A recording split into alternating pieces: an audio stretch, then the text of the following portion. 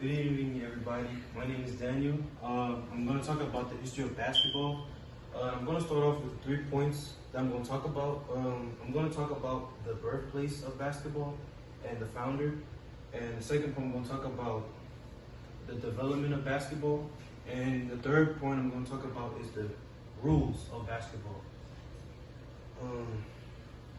The birthplace. Basketball was founded by a man named Dr.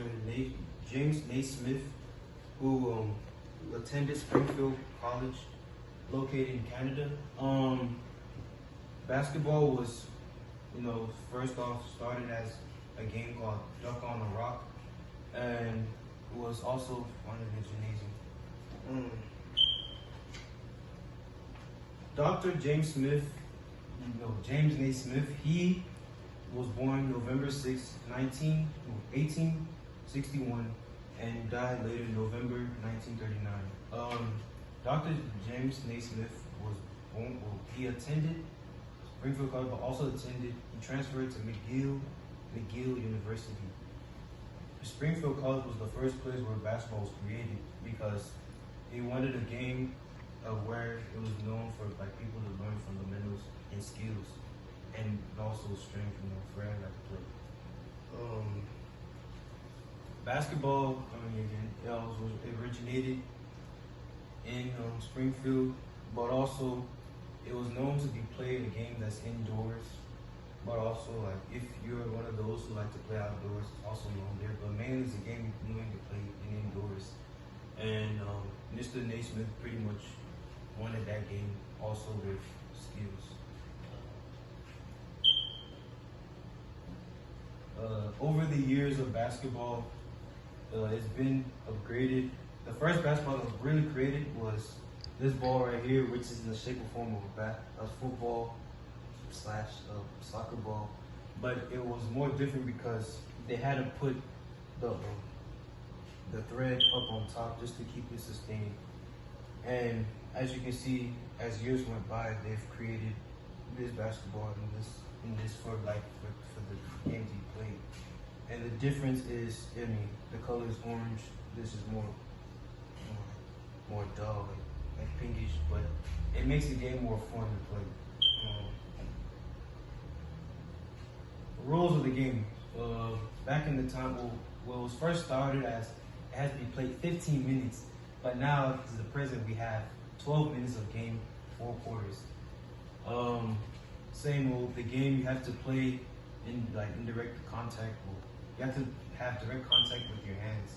So the ball cannot be played with your foot. You have to pass to another person hand by hand. And if the ball gets out of line, past the white line, that's out of bounds. That'll be out on your team. You have to go to the other team. If you are able to have too much contact with another player, and grabbing them, you're fouled out. The uniforms is made out of fabric, which over the years they still upgraded. This is an example of the 90s, how they played their game with this type of uniform. The difference, is more shorter, and the logo, which I'm going to explain later. Well, the next slide. As you can see, these two are the same team, but the difference is this pants are, the way how the form is just more short. But now this is the present time, we have our clothes. The players have to have the clothes like this to have more comfortability at knee length. And for them, back in the time, they never had garments like what this young man has over here, but they had to play with socks. And locker rooms back then, difference is locker rooms, they have their own jerseys with them. Back then, they didn't have their own lockers.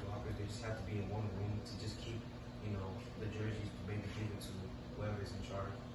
And every time before the game, they have their jerseys and their shoes, everything, stuff for them before they have the game in warm up.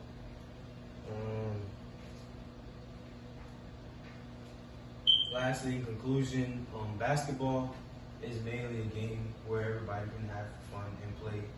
Anybody who's interested, if you get 5 guys, mainly it's like a 5-man game, two teams have to have. Each team has to have 5 men, and in all it's like 10 men on the court. But in any other game, like outside game, like pickup ball, you could have 2 people or 3 people, or in all like 6 people either way. But it's mainly played inside, indoors, and it's mainly a big inspiration for kids who are growing up who want to become basketball players and filled with experienced players as we have in this present time. Thank you.